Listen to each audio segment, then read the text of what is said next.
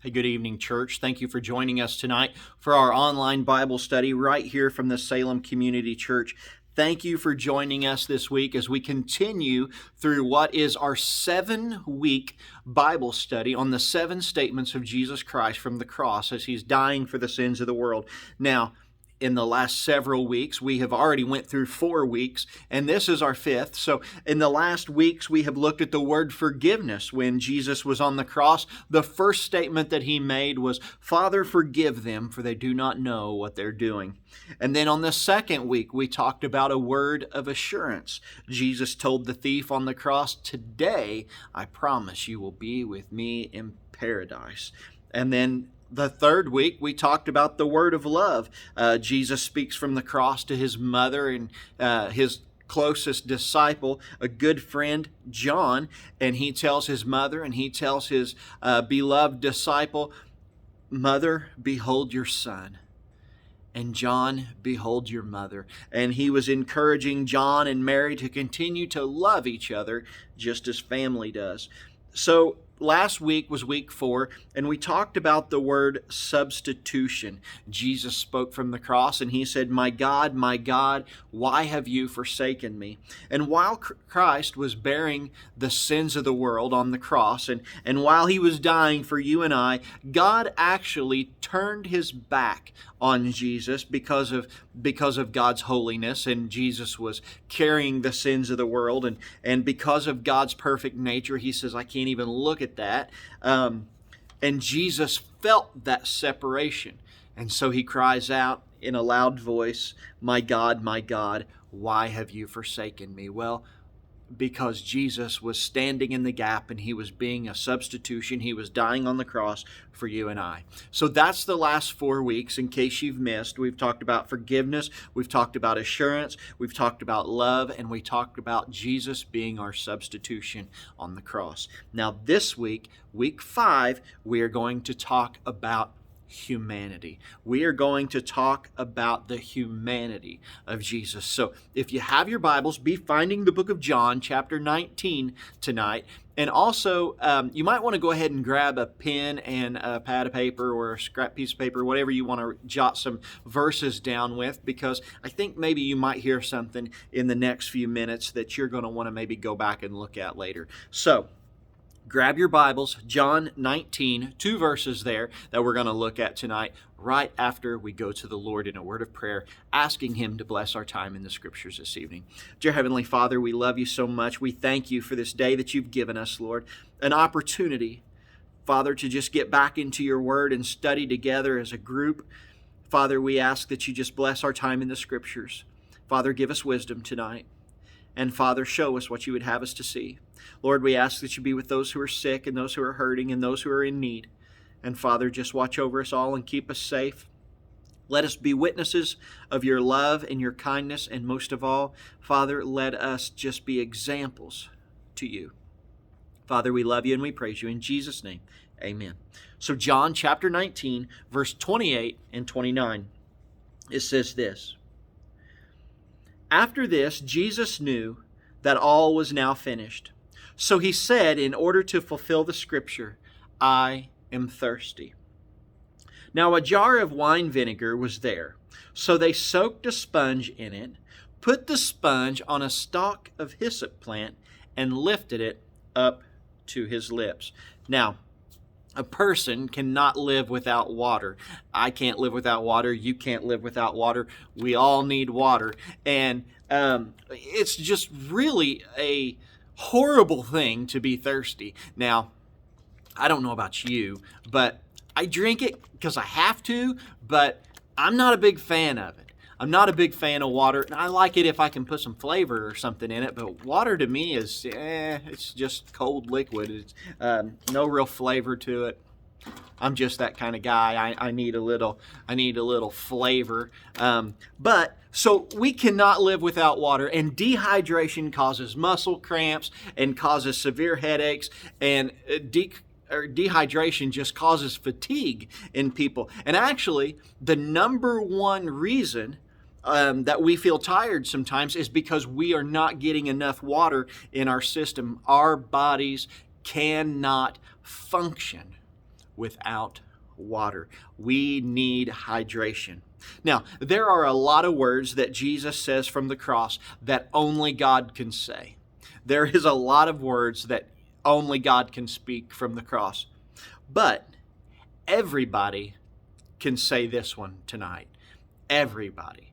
Each and every one of us can say this. As a matter of fact, we do say this quite often. Maybe a little more in the summertime, but we all have said this, and we all will continue to say this, and it is, I am thirsty. And that's why this week, because we all say this, and we've all said it, and we'll continue to say it, that's why I'm talking about this evening the humanity of Jesus. Now, what we learned from this statement here of Christ saying, I'm thirsty, is that we learned that Jesus really was a human. He was really human. If you're taking notes, you might want to jot that down. That's number one. Jesus really was human. When Jesus says, I thirst, well, it shows his full humanity. Now, we know that Jesus was God. We know that Jesus was God in human form. But Jesus was also a human. You know, some people think that he was half God and half human, and that's not it at all. He was not just 50% God and 50% human. Jesus was not some kind of hybrid. He was 100% God in 100% human form. Now, he had to be that way so that he could fully understand and he could fully experience all the pain, all the suffering, and all that life throws at us. So, it was very important that he was 100% human. We need to understand that, is that we do not have a Savior that doesn't know what it's like to hurt, and that he doesn't know what it's like to thirst. And no, he took on this flesh, and he was in this just like you and I are in this. He knows how we feel. He knows what we go through. He knows the problems and the struggles that come with living in this human body. And so when he says that he thirsts, that just shows me and should show you tonight how human he really was. Now, in Philippians chapter 2, verse 7 in the NIV version, it says this, rather he made himself nothing by taking the very nature of a servant, being made in human likeness. What that's telling us is that, yes, he's God, but he is also human. He is 100% God in 100% human form. Now, this statement, I thirst, well, that contradicts a false belief that Jesus was not human. There is a lot of people that think that, God would never come in human form and take on the role of a servant. There are a lot of people who believe that. As a matter of fact, when John was actually writing this, there was a group of people that lived and studied a denomination or a doctrine, I guess you could call it, of Docetus. And Docetus or Docetism is the idea that Jesus was God, but he was not a human. And John wanted people to understand that he was at the cross. And John, I believe, wrote this in a way to let them know, hey, I was there. I saw it with my own eyes. Yes, I saw Jesus. Yes, he was in human form. Yes, he died a criminal's death, but he was very much human. And when he says that I thirst, it just shows the human side. And so the first point that I want to make this evening from this passage is that it shows that Jesus was 100% human. He had humanity. And I guess it's important that we need to know that, because sometimes we think that, well, we serve a God who doesn't understand what I'm going through or doesn't understand how I feel. And we need to know that he does. He does, because he did take on the full role of human nature. Now, not only does it show us that he was human, but it also shows us, when he says, I thirst, it also shows us that he is in fact the promised Savior. Now, stay with me on this, because it's going to take a little bit of explanation. The Bible says in John 19, verse 28 and 29 that we just read, John writes, so that the Scriptures would come true. Or some of your translations might say, so that Scripture could be fulfilled. Because of that, Jesus said, I am thirsty. Now, what's John talking about? Why would John make that point of saying, so that Scriptures would come true? Jesus said, I'm thirsty. Well, you need to understand that in the Old Testament, for thousands of years, God was telling the Israelites, He was telling them, I am sending you a Messiah. I'm sending a Savior. All this sacrificial animal killing of the Old Testament, it's not working. It's not working. As a matter of fact, it's just a symbol for you to remember or for you to think about what I am actually coming to do one day. So God tells the Jewish nation in the Old Testament that I'm sending a Messiah, I'm sending you a Savior, and here's how you will know that it's Him. Here's how you'll know that it's Him. God gave over 380 Old Testament prophecies pointing to Jesus. Now, in order for Jesus to be who He claimed to be the Messiah, to be the Savior of the world, in order for Him to be that, He would have to fulfill each and every one of those Old Testament prophecies. And He actually did. He actually did. He did each and every one of those, every single one of them. Now, some of the prophecies were the Messiah. I'm going to just share a few of them here with you because I can't go through all. Well, there's actually over 380 of them, and I can't go through all of them tonight. But I just want to share a few of them with you. One of the prophecies was that the Messiah would be born in Bethlehem.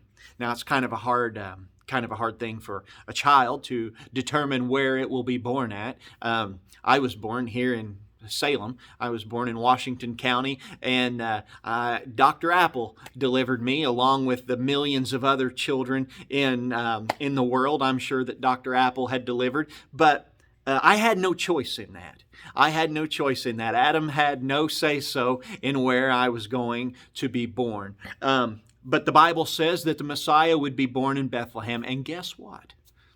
Jesus was. Jesus was born in Bethlehem. And then it goes on to say that the Messiah would go to Egypt for a while, and that He would come out of Egypt, and the Messiah would grow up in Nazareth. Guess what? He did that one too. And there were all kinds of prophecies that He would do miracles, that He would raise the dead, and that's kind of a hard one to fake, right? You can't really fake that one. And He did raise the dead. Those of you who know the Bible know the story of Lazarus, and there were several other people that Jesus raised from the dead. The prophecy also said that the Messiah would be betrayed by a friend. Well, here in a few days or a few weeks, I guess, as we get closer to Easter, we will, I'm sure we'll cross paths with a disciple named Judas who sold Jesus out for some silver pieces. Now, the Bible also gives prophecy that the Messiah would be hung on a cross. Now, this one is interesting. This one is interesting because the amazing thing about this is that the prophecy about Jesus being, or the Messiah being hung on a cross and dying, well, that's interesting because at the point of that prophecy, nobody was doing crucifixions. The idea of a crucifixion hasn't even been invented yet. But thousands of years before the first cross and before the first crucifixion, God was telling His people that the Messiah would be crucified and hung on a tree. The Bible also prophesied that they would gamble for His clothes, and we know that did take place. The Bible tells us that those soldiers they cast lots for Jesus' clothes at the foot of the cross. Over 380 prophecies about the Messiah, and Jesus, up to this point, up until this point of this statement tonight, that He was thirsty on the cross, He has fulfilled each and every one of those prophecies. And except for one. And that is Psalm 69, verse 21. And it says this, when I was thirsty, they offered me vinegar. They offered me vinegar when I was thirsty. The Bible tells us that right there in John 19, 28, verse 29, that there was some wine vinegar there. And Jesus said he was thirsty. And John says, so that the Scripture would be fulfilled. What Jesus was doing is he was fulfilling the last prophecy about his coming and his death. And he was doing that all so that we would know in fact that he is the true Messiah, that he is the Savior of the world. So what we learned from the passage of Scripture that says I'm thirsty is that Jesus was human. He was God, but he was human. And it also shows that he is the promised Messiah because he fulfilled each and every one of those Old Testament prophecies. Now, here's a third thing that it shows, and I'm not going to keep you long tonight, but the third thing that this passage shows is it shows how much he really loves me. It shows how much he really loves me. And it should show you tonight how much Jesus really loves you and how much God really loves you. The fact that Jesus was willing to suffer and thirst for me in order that I may go to heaven, well, what Jesus is doing there is that is redemptive suffering. Redemptive suffering. That's when you do not suffer for your mistakes. You do not suffer for your sins, but you suffer on behalf of other people. That's what Jesus was doing when he was on the cross. And when he said he was thirsting not for mistakes that he had made and not for the sins that he had done, but for the sins of you and I. And that is redemptive. He had done nothing wrong. He had never sinned. He has always been perfect, and yet they are killing him. Why? Why? Well, because he's paying for our sins. He is going thirsty on our behalf. Listen to what Romans chapter 5, verse 8 says. It says, God demonstrates his love for us, that while we were still sinners, Christ died for us. If you have a highlighter or whatever, you might want to underline or circle, if you don't mind writing in your Bible, that word demonstrates. That word demonstrates. God demonstrates his love for us. You know, God does not just say that he loves us. He followed his words up with action. True love always demonstrates in action. See, the Bible tells us in John 3:16, hey, we just celebrated 3:16 Day, didn't we? Yesterday. So God tells us, or the Bible tells us, John writes in John 3:16 that for God so loved the world that he gave. He demonstrated it. It was an action. Because he loved, and because he loves, he gave. And God demonstrates his love for us. He always shows it with action. In a demonstration of his love for us, he gave his Son so that you and I will have eternal life. If you believe in Jesus Christ, and if you have Jesus living in your heart as your Lord and Savior, you have eternal life waiting for you. And that eternal life is a gift. It is a gift. It's not anything you've earned. It's nothing you deserve. It's just something that we get. We get it because God gives it to us through his Son Jesus and what he did on the cross for us and for dying for our sins. So for God so loved the world that he gave his only Son in demonstration of his love for us so that we could have eternal life through him. Now, I don't know who's listening to this tonight and who needs to hear this tonight, but I need to tell you that God loves you so much. He does. He loves you so very much. He loves me so very much. And yes, listen, yes, you have made mistakes. We all have. And yes, you struggle in areas of your life. We all do. And you might have guilt, you might have shame, and you might have hurt in your heart. You might just be a broken person tonight. But I want you to know that none of those things change how much God loves you. God loves you so much that he gave his one and only Son. He loves you. And the love he has for each one of us, well, I'm telling you, it's enough to wash away the sins or the feeling of shame and guilt and hurt and brokenness.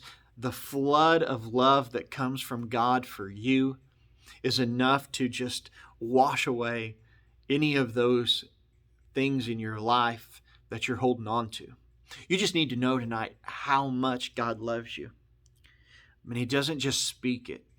Talk is cheap, but He shows it. He demonstrates it. He gives. God, He gave His Son so that we could have eternal life. Now, I pray tonight that you know Jesus as your Lord and Savior. I pray tonight that you have Him in your heart and that He is in your life as your Savior. If not, call on Him tonight. He's always listening. He's always waiting for you to call. Invite Him to live in your heart and be your Savior. Listen, I love you guys. I hope you have enjoyed the study this evening. I hope you've enjoyed it. I hope you have a great week, and I hope to see you back in church soon. Be blessed. Be a blessing. Love you. Bye-bye.